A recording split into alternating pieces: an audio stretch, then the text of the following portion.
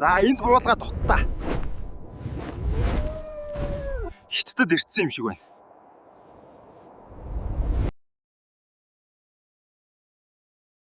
Ни хау. 6 сар ууланд байсан чинь үс ургаад алмас шиг болчих. Энэ юу вэ?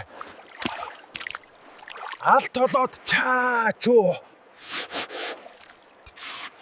Чөтгөр гэж энэ юу вэ?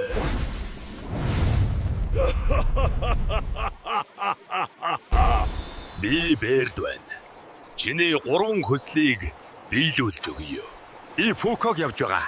Тэнд усан онгоцон жаргамаар байна. Чамд бол ог.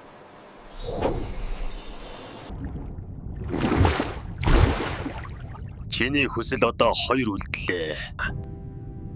Чи буцмаар байна уу?